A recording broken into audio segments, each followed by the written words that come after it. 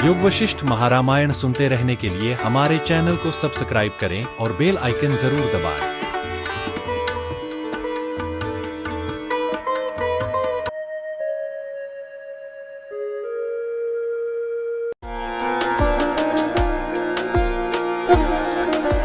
निर्वाण प्रकरण सर्ग 92।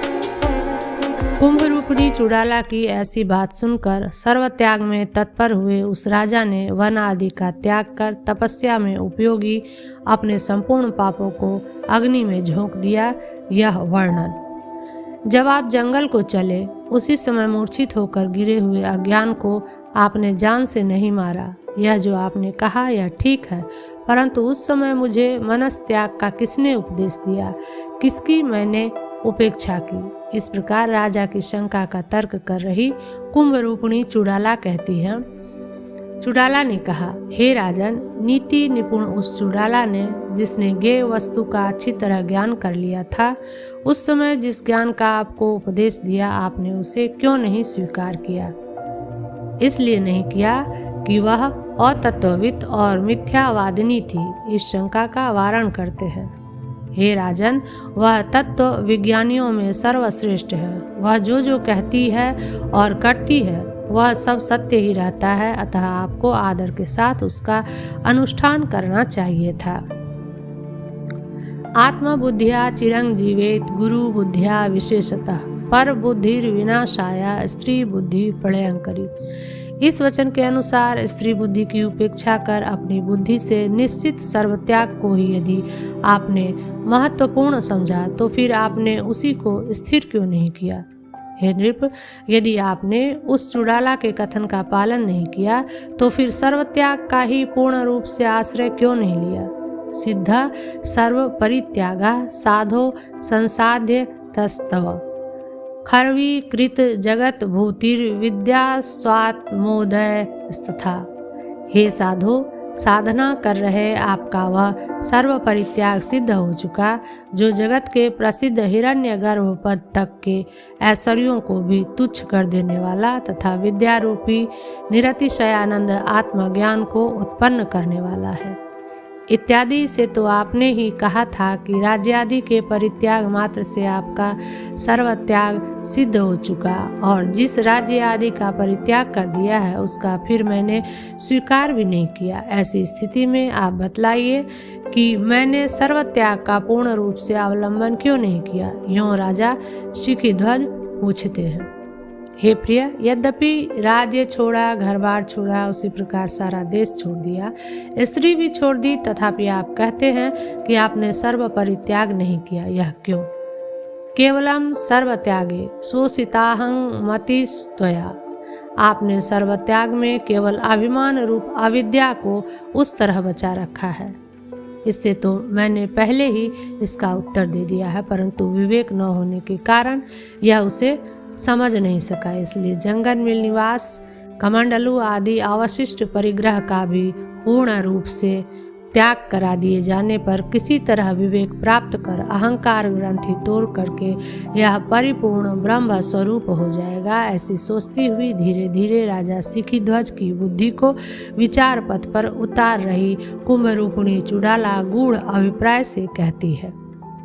हे राजन, धन, स्त्री, गृह, राज्य, भूमि, छत्र और बांधव ये सब आपके तो हैं ही नहीं, फिर आपका सर्वत्याग हुआ कौन? तात्पर्य यह है कि जो अपना संबंधी और सब है उसी का त्याग होने पर सर्वत्याग की सिद्धि होगी, परंतु राज्य आदि तो न आपके संबंधी हैं न और सब हैं, क्योंकि राज्य आदि मेरे हैं ऐसी कल्पना कर रहा अहंकार ही अपने को इनका स्वामी मानता है, आत्मा नहीं। अतः आप में संबंधिता न होने से आपका सर्वत्याग सिद्ध नहीं हुआ। अहंकार में तादात्म्य से आत्मा ही राज्य आदि सबका स्वामी बन बैठा है। यदि आप यह कहें तब तो एक उसी के त्याग से सर्वत्याग सिद्ध हो जाएगा, दूसरे के त्याग से नहीं, और आपने तो उस अहंकार का त्याग अभी तक किया ही नहीं। इस आशय से कहते हैं, हे राजन, सबसे उत्तम भाग जो आपका मन या अहंकार है वह तो अभी तक अपरित्यक्त ही है। उसका पूर्ण रूप से परित्याग कर आप शोक शून्य होंगे। कथित आशय को न जानकर राजा शिखीध्वज चूड़ाला का यह आशय समझ रहे हैं कि मैंने पहले राज्य आदि का त्याग कर दिया है, इसलिए इस समय राज्य आदि का संबंध न होने से वे त्याग के पात्र हैं ही नहीं, और पर्वत वृक्ष आदि का इस समय संबंध होने के कारण उनके त्याग के बिना सर्वत्याग की सिद्धि नहीं हो सकती। राजा शिखीध्वज ने कहा, यदि आप मानते हैं कि मेरा राज्य सब कुछ नहीं है, तो यह पर्वत वृक्ष गुल्म आदि से भरपूर वन ही मेरा इस समय सब कुछ है, इसलिए इसका मैं त्याग करता हूँ। महाराज वशिष्ठ जी ने कहा है, हे श्री राम जी, कुंभ के वाक्य से प्रेरित होकर उस तरह कह रहे वीर जितेंद्रिय शिखीध्वज ने दूसरे ही निमेष में उस वनाशक्ति को ऐसे धो डाला जैसे वर्षा का प्रवाह तटगत धूलि रेखा को, क्योंकि ऐसा करने के लिए उसने दृढ़ निश्चय कर लिया था। राजा शिखीध्वज ने कहा, हे प्रिय, अनेक जंगली वृक्षों, पर्वतों और गड्ढों से युक्त जंगल से भी मैंने अपना वासना का परित्याग कर दिया। अब तो मेरा सर्व त्याग संपन्न है ना।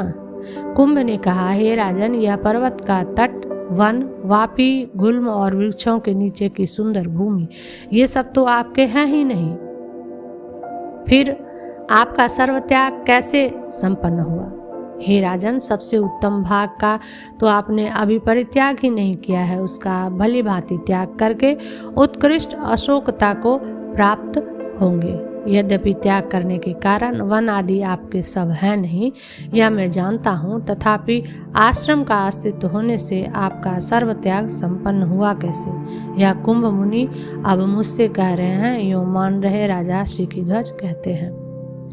त्याग के कारण यदि ये वन आदि मेरे सब नहीं है, तो यह जो वापी, स्थल, पर्णकुटी आदि से युक्त मेरा अपना आश्रम तो सब कुछ है, उसका भी अभी मैं त्याग कर देता हूँ। महाराज वशिष्ठ जी ने कहा, हे श्री राम जी, ऐसा कहते हुए कुंभवाक्य से प्रबोधित जितेंद्रिय वीर राजा शिखीध्वज ने निमेष भर ध्यान करके हृदय में स्फुरित हो रही उस आश्रम की अपनी ममता को शुद्ध संवित से उस प्रकार धो डाला जिस प्रकार पवन स्फुरण मात्र से धूलि लेखा को धो डालता है।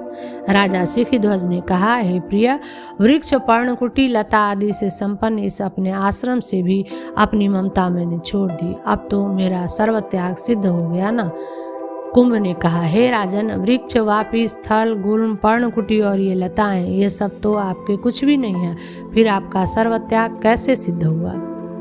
सबसे उत्तम भाग का तो आपने अभी त्याग किया ही नहीं, उसका पूर्ण रूप से परित्याग कर आप उत्कृष्ट अशोकता को प्राप्त होंगे। राजा शिखीध्वज ने कहा, हे प्रिय, यदि ये सब मेरे नहीं हैं, तो पात्र आदि तथा मृग चर्म, दीवार, कुटीर आदि तो मेरे सब हैं, इन्हीं को पहले छोड़ता हूँ। महाराज वशिष्ठ जी ने कहा, श्री राम जी, यह कहकर अविक्षुब्ध मति, शमी तथा शुद्धात्मा वह राजा शिखीध्वज अपने आसन से उठ गया जिस तरह पर्वत के श्रृंग से शरतकालीन मेघ। अपने आसन पर स्थित वह कुंभ ऋषि मुस्कुराता हुआ राजा शिखीध्वज की सारी क्रियाएं उस तरह देख रहा था जिस तरह अपने रथ पर अवस्थित हुए भगवान सूर्यदेव लोक के कार्य देखते रहते हैं। जो यह करता है यह करे, इसके लिए यही परम पावन है, ऐसा विचार कर चुपचाप अवस्थित हो वह कुंभ ऋषि राजा शिखीध्वज की ओर देखता रहा। राजा शिखीध्वज ने भंडादि उन सब वस्तुओं को अपने आश्रम के भीतर से लाकर उन्हें एक ही जगह उस तरह रख दिया जिस तरह समुद्र के उधर की नीची भूमि उन्नत पृथ्वी से नदी आदि के जल को। उन्हें एक जगह करके सूखी लकड़ियों के द्वारा अग्नि को उस प्रकार प्रज्वलित किया जिस तरह अपनी किरणों से संक्रांत सूर्य कांति मणि के स्थान में अग्नि को। भांडे आदि उन सब वस्तुओं को अग्नि में छोड़कर वह अपने आसन पर उस तरह आसीन हो गया जिस तरह मनवंतर के संधि प्रलय में भगवान सूर्यदेव स्वप्रज्वलित अग्नि में संसार का हवन कर सुमेरु शिखर पर आसीन हो गए थे। अब अक्षमाला छोड़ने की इच्छा से किए गए उपकार को भूल जाना जो एक दोष है, उसका परिहार कर रहे राजा शिखीध्वज उस अक्षमाला से कहते हैं, हे पति प्रिय, मेरे इस कार्य से दूसरे को अवश्य क्लेश होगा। ऐसा विचार कर मैंने अपनी स्वार्थ साधन की बुद्धि का कभी उच्छेद न करके तुम्हें इतने समय तक जो परिवर्तन रूपी श्रम में पहुंचाया, उसी से आवश्यकता से अधिक तुम मेरी सेवा कर चुकी हो, अतः उतनी ही रहे। अब तो तप जप आदि कर्तव्य रूपी भ्रांति के दूर चले जाने पर तुम मेरा उपकार नहीं कर सकती, इसलिए तुम्हें श्रम देना मैं उचित नहीं समझता। मैं तुम्हारे साथ मंत्र रूपी जंगल में तथा क्रिया से साध्य होने वाली छोटी छोटी सिद्धियों के पथ पर बहुत दिनों तक भटकता रहा। हे सखी, मैंने अनेक धर्म स्थान देख लिए, अब विश्राम ले रहा हूँ। यह कहकर राजा शिखीध्वज ने अक्षमाला आग में उस तरह फेंक दी जिस तरह प्रलय कालाग्नि में पवन आकाश की नक्षत्र माला फेंक देता है। हे मृगचर्म मनुष्य रूपी मृग, मैंने जंगली मृग से प्राप्त हुए तुम्हें बहुत दिनों तक अपने अज्ञान से इस कुशासन के ऊपर बिछाया। अब यही तुम्हारा उपकार मेरे जीवन में सदा के लिए बना रहे। अब तुम अपने मूल कारण माया स्वभाव के लिए चले जाओ। तुम्हारे अवान्तर कारण प्रविलय स्वरूप मार्ग तुम्हें कल्याणदायक हो। तुम सफ़ेद बिंदुओं से चित्रित हो, अतः अग्नि के रास्ते तुम आकाश स्वरूप में मिल जाओ। यह आकाश भी तुम्हारे ही सदृश सफ़ेद चमकीले तारों से चित्रित है। यह कहकर उस राजा ने कुशासन से उस मृगचर्म को खींचकर अपने दोनों हाथों से अग्नि में उसे उस तरह छोड़ दिया जिस तरह प्रलयकालीन वायु पर्वतों को समुद्र में खींचकर दावाग्नि में छोड़ देता है। अब कमंडलू छोड़ने की इच्छा कर रहे राजा शिखीध्वज अपनी कृतज्ञता प्रकाशित करने के लिए उसकी प्रशंसा करते हैं। हे साधो कमंडलो, तुम सुंदर गोल मटोल आकार से युक्त बनकर मेरे लिए जल रखते रहे। तुम्हारी इस सुंदर मैत्री और स्थिर सौजन्य का मैं अच्छी तरह प्रत्युपकार न कर सका, बदला न चुका सका। संपूर्ण साधुत्व का परम आस्पद तुम ही हो। हे मित्र, जिस अग्निपथ से देह को शोधित कर मेरे पास आए हो, उसी पथ से फिर चले जाओ। मित्र, तुम्हारे मार्ग सुखदायक हो। यह कहकर उसी समय राजा शिखीध्वज ने श्रोत्रिय ब्राह्मण को कमंडलू दे दिया। जो कोई अच्छी वस्तु हो वह किसी महात्मा को दे देनी चाहिए या अग्नि में जला देनी चाहिए, ऐसा नियम है। हे आसन, जिस तरह मूर्ख पुरुष की बुद्धि अधोगति के हेतु प्रच्छन्न पाप में गिरती है, उसी तरह तुम भी सदा अपने से प्रच्छन्न अधोदेश में ही गिरते हो। इसलिए हे आसन, तुम्हारी भी वही दाह संताप गति उचित है, अतः भस्म रूप हो जाओ। यह कहकर उस राजा ने उस कोमल आसन को चित्त की शुद्धि के लिए तथा ब्रह्म चैतन्य में विश्रांति के लिए धधकती आग में छोड़ दिया।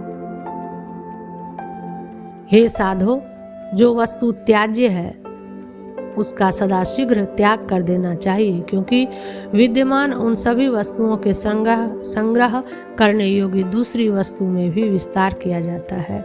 ऐसी लोक में वस्तु स्थिति प्रसिद्ध है। इसलिए मैं इन सभी वस्तुओं को शीघ्र ही आग में छोड़ देता हूँ।